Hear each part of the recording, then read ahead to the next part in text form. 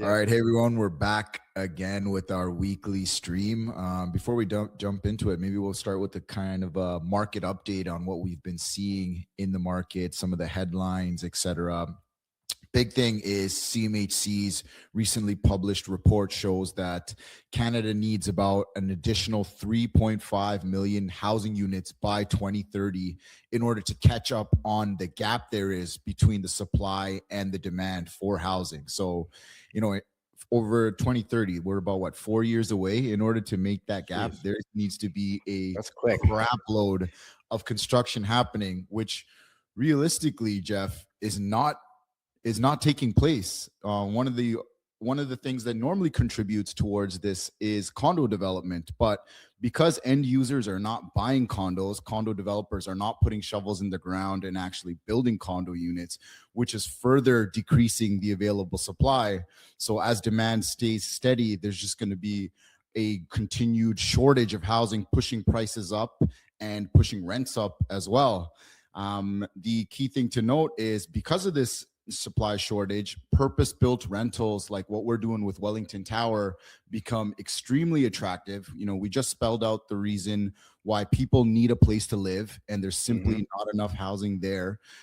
So with purpose-built rentals, fortunately, there's incentives for developers like us to go ahead and build these things. There's the government grants, which make the cost of construction lower and more favorable for us developers. And then the key thing is the CMHC financing. So CMHC offers financing with very favorable terms in order to push for the development of purpose-built rental housing. And that's why we're taking our leap into Foundation Capital Development Fund 1 LP and contributing to the housing crisis. Jeff, why don't you tell them a little bit more about the project?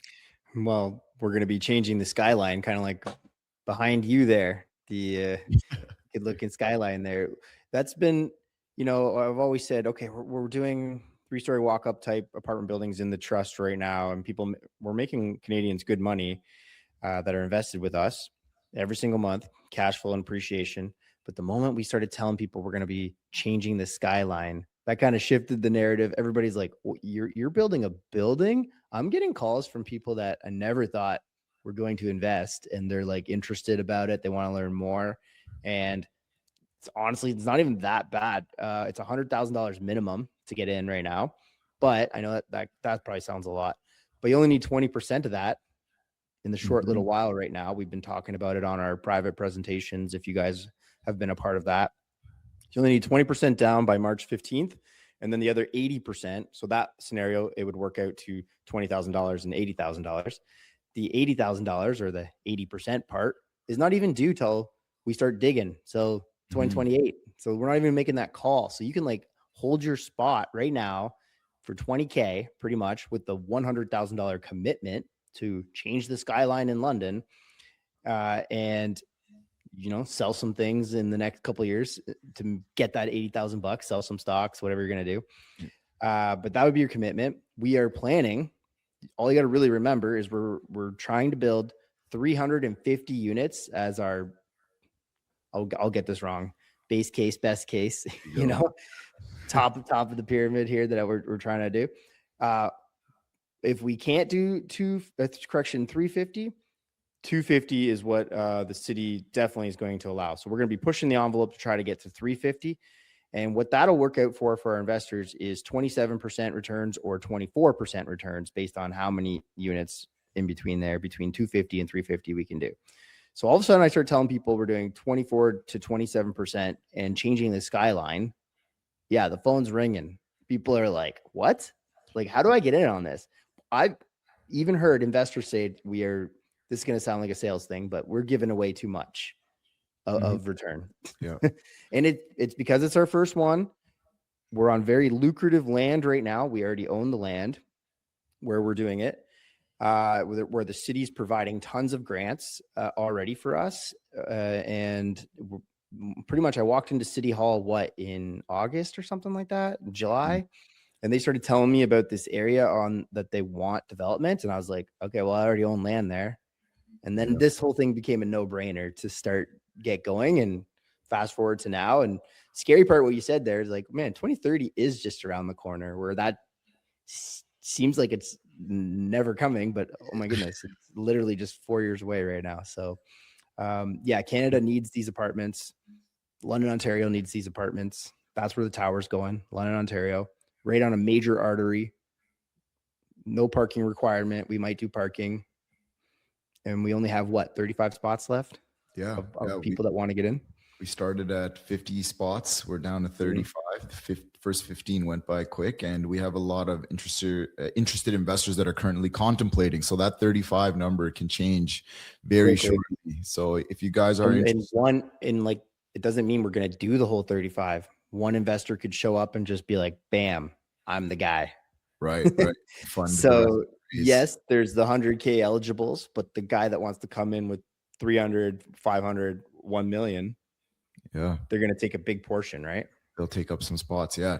One good thing you mentioned, Jeff, with the investors saying you guys are giving too high a return, to add some color to that, if you take a look in the marketplace with the other funds and what they're offering in terms of development returns, a lot of these funds that are currently advertising development returns in the 20% range, et cetera, are typically doing condo developments. And again, with condo developments, there is that additional risk because you don't know where the exit is. In order for the development to go through, they have to meet a certain amount of sales. Typically, it's 80% of your units have to get sold. And then that's when construction financing kicks in. And then you can start construction. Right now, these end users are not willing to buy. So that timeline can get pushed out pretty far. So one thing to note there, and it's a lower return. I think the highest I've seen for a condo development was 24%. And that was for luxury condos. And as we all know, luxury isn't doing too hot right now. So I would tread carefully if I was an investor. We do have the exit strategy. I didn't even mention.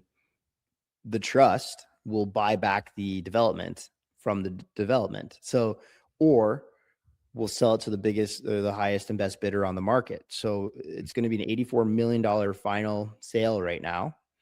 Or if the public wants to pay 90 million, 95 million, well, we're going to sell it to the highest and best bidder at that point, right?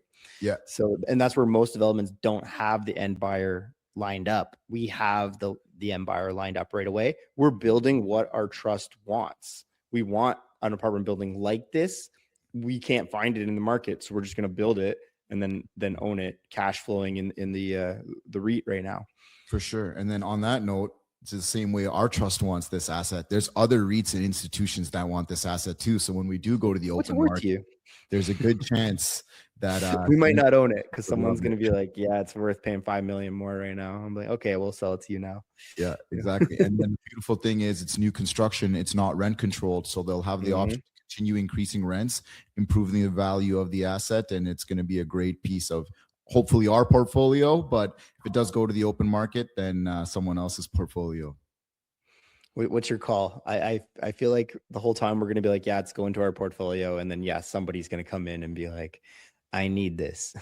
Yeah, I agree too, especially just given the nature of the asset itself and the demographic that we're serving. It's core workforce housing. Even the way we've modeled the projected rents at $1,550 for market rents on average, and then these are affordable guys. We're not shooting for $2,500 rents. We're just the baseline rent that a Canadian can afford. Yeah, that's what we're building. Seems like a no-brainer, is it not? Like. And we're building the unit sizes accordingly. So I think the demand for these types of units is going to be sky high, which is going to push the vacancy on the building extremely low and make it very attractive for institutional buyers. Yeah. We're not giving away a free barbecue and 3 months rent just to get a body in the door and putting little, signs out on the road being like, now leasing, like, or we should have an internet like lineup of bodies, tenants that are trying to rent to us. Remember me and you were talking yesterday that about 10 years ago, the 20-year-olds could invest in a condo. At least I'm Canadian today, but they don't. They could do the condo investing and they possibly, it's speculating, it's not actual real estate investing, but they could make bank back when the boom was going on, pre-con condos, right? Right. That's gone right now, right? And it's stupid to do that, right? Because you've heard all the stories in the CBC being like, well, I bought it for X and now it's worth negative, and the builder still wants me to close, and I'm losing my shirt. I'm crying to the CBC. Yeah. Well, we're just building rentals at this point. We're never going to build condos. We're building rentals, a big building. This is a chance for a 20-year-old, if they can qualify as accredited, to get in, to get that lucrative bump that the decade prior 20-year-olds were able to do in the Toronto type market, right? Like you see it more. London, Ontario, people didn't see this as much, but in your area in Toronto, you would have seen everybody kind of buy a pre-con. Now they can build a building. I know you just get money at the end, but now you don't have to be a landlord and everything. So for sure. Similar analogy. It was an interesting conversation, Jeff, because the way what our development fund investment opportunity offers is very similar to the initial benefits that pre-con condo investing used to offer 10 years ago. Like even myself, I think I purchased my first piece of real estate. I was 22 years old at the time. I was a semi recently graduated grad, didn't have the income, 2 years history, etc., to qualify for a mortgage yet, but I had been very frugal and saved up enough money for a down payment. So putting that down payment on a condo, waiting 4 years, by the time it was done, back then the market appreciated well and you made money and you did well. 4 years later, you can qualify for the mortgage and do whatever you needed to do to make that investment work. But nowadays, those condo pre-construction buyers are charging you your future speculation upfront. So you're already overpaying for the asset compared to the market price. And then now you have to bet that it's going to go up even more in value by the time the construction is complete in order for you to make profit. And like we said, in the current environment, that is definitely off the table and not possible. Versus our investment, you can tie up your $100,000, 20% at the closing, and then in tranches, the following cash calls will come in line with project timelines. And at the end of the 4-year project, you will have a lump sum that, if you are one of the investors that get in from the beginning all the way to the end, would be a 2.6x on your money. So it's bringing back an opportunity that previously was available in the marketplace and no longer is. Yeah, there you go. So people that are wondering, how can I invest? My generation doesn't have access to what your generation did, and everybody's complaining about the past.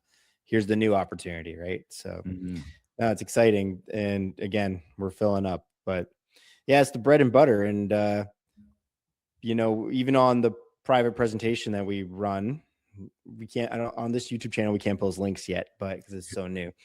But email us and we'll get you links to it. But you had covered on that like this tenant class that we are building the apartment for, it is our bread and butter.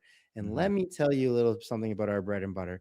I am very well familiar with our bread and butter right now because I am deep in the woods helping out on all maintenance and tenant in and outs and money and N4s and you name it. Just like kind of, I hate this term, back to the basics, but wait, back to the basics with AI and back to the basics with a better system where, possibly our fault, allowing humans have to sleep.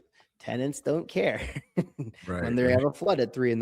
You know what I mean? So we're navigating all this stuff with the new world of AI and how to solve this. Like managers have to sleep and tenants still on whatever I said there. But it's going to change so fast. And I'm hearing too that the trades don't like AI. And I'm hearing that and I'm like, I don't know what to tell you. It's going to go so fast. Either the trades are just going to say, no, I don't like dealing with AI maintenance requests, or some new trade is, I guess. You're dealing a lot with cloud AI right now, right? Like things are changing. We talked about 2030.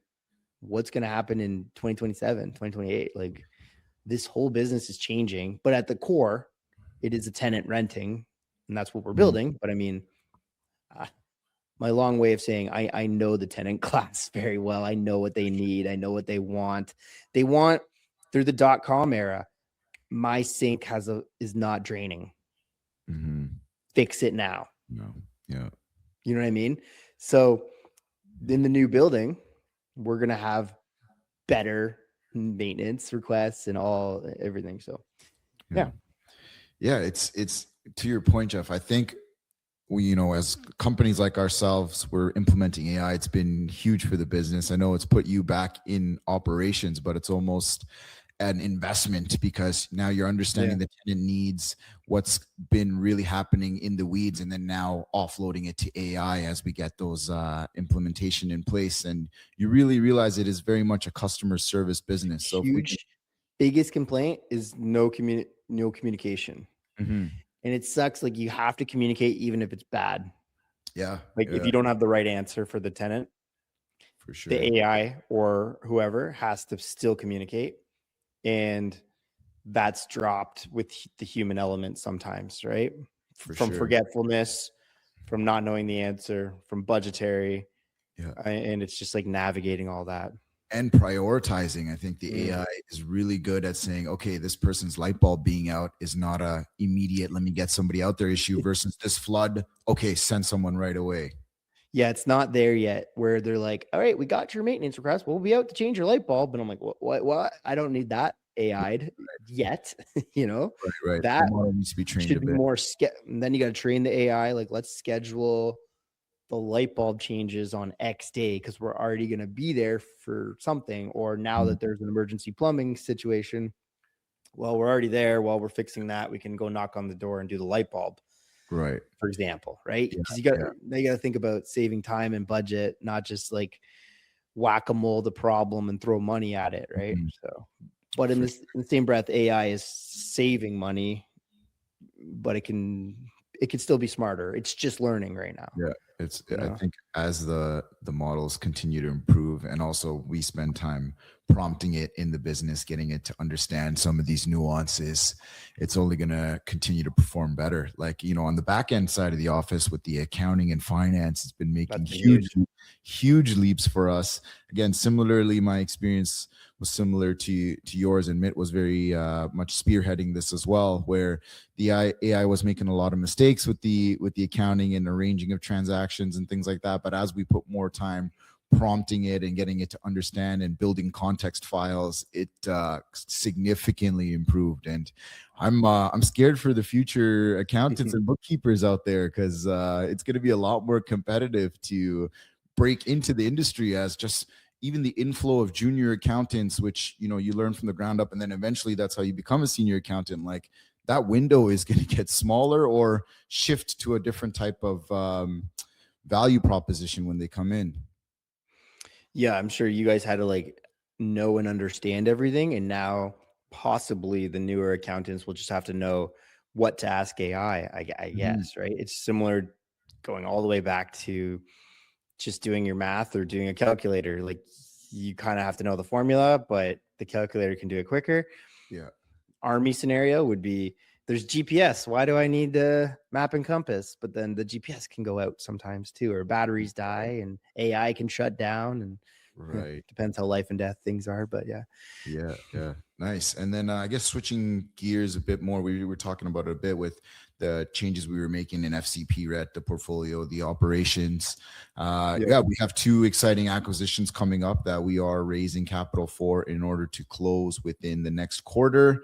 So again, guys, we have a 2% unit bonus until February 20th, which is free money away. So get your investment subscription agreement signed by Friday, and we can honor the 2% unit bonus for you guys. Yep.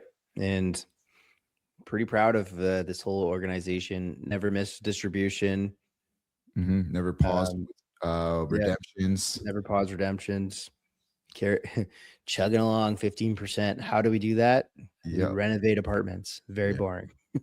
Yeah, well, another key thing, Jeff, is a lot of these headlines that you see with REITs pausing distributions or pausing redemptions, etc. Like, you have to know a lot of that capital was taken in when times were good and capital was flowing in like no problem. The economy is doing well, interest rates are doing amazing, so people were just investing all kinds of capital in there, and these guys poorly managed it or didn't properly deploy the capital. The difference with us is that we launched in the toughest possible time to launch a fund. And here we are, been grinding and slowly growing, being meticulous with the types of deals that we take on, always having that hat and perspective on how do we protect investor capital whenever we make a decision. So we're very excited for, if we've been able to make it in this time, when times are good and capital does flow, Come on. maintain that same discipline, and the growth of this fund is going to be phenomenal. I'm really excited for those times coming ahead. Yeah, definitely. Like, investing is a luxury. You have to have excess money to make an investment. So if you're having trouble paying your bills, you're not going to have 100K to invest. So when the money flows back into Canada, Southwestern Ontario, the people are just making their money in everything that they do. Yeah, all the tech guys are going to dump their money into real estate, right? So no, excited. And yeah, again, since we're a value add REIT, this is what we do. We're always like studying our rent rolls and seeing where we can push values, talking to the cities, getting things approved so that we can create more units within the same square footage. That's been huge. That's called value add. That's where, because we're a newer REIT, we're doing this and our investors are profiting. Whereas, yeah, like 10, 20-year-old REITs, they're just buying something that chugs along. Someone's probably reading a report being like, yeah, how did it do this year? You know, where we're like, what happened in unit 2? That's a good point, man. Actually, we'll pull back the curtain a little bit here for our investors with what I guess the industry refers to as more mature REITs. They're mature. They've passed kind of their hyper growth phase, and they're big and managing a lot of capital. It's easy for them operationally to just manage more money, do less, and they still earn their management fee. So, if you're managing a couple billion and you're paying investors like a 7 or 8% return, you're still making the same management fee versus if you were to go out and put in the work to get them a 15% return, do a value add strategy, get turnovers, deal with all the operational headaches involved in that just to pay investors more. Your management fee is only going to be a negligible amount higher depending on whatever waterfall structure they have in place. But oftentimes these mature REITs simply decide that extra effort isn't worth the profit. Let's just continue to raise more and make our money on volume. So pulling back the curtain for you guys a little bit on how REIT operators operate. And that's the difference. Picture us as a startup. We're a startup. We're still hungry. We're trying to make it, and our investors are getting the returns because of that. So for sure, pushing for growth. That's right. Awesome. We still got energy. We still got it. I got 5 kids and I'm still pushing this REIT up, I can change diapers and change over the units, at the same time. There you go, man. Higher rents. Yeah. Awesome, guys. No days off, right? So no days off, Christmas, family day, whatever it is. Oh my goodness. We're here. It's funny, sadly, actually. It's just a part of my life now. Every family day, people are sitting at home with their families, and family day we had sewage backups that I was coordinating. I'm like, oh yeah, this is fun. Yeah. then I'm like, why would you actually want to be a small time landlord? Like, there's, at least we're doing this at scale, and for our investors, it's like, go back to Jeff's flow chart. Why do you invest in real estate? Is it A, to make money, or B, to be a landlord and just unclog toilets? Yeah. Always go to your flow chart. Make money. Perfect. All right. We're going to wrap it up here for this week. Remember, guys, we're doing these weekly, so make sure you tune in. We'll be blasting them out in our newsletters as well. If you're someone who is seeing this and not part of our newsletter, make sure you reach out so we put you on the newsletter list, and we'll be circulating a sign-up link as well. We'll try. Cool. All right. Like and subscribe. See you guys. Okay. Bye.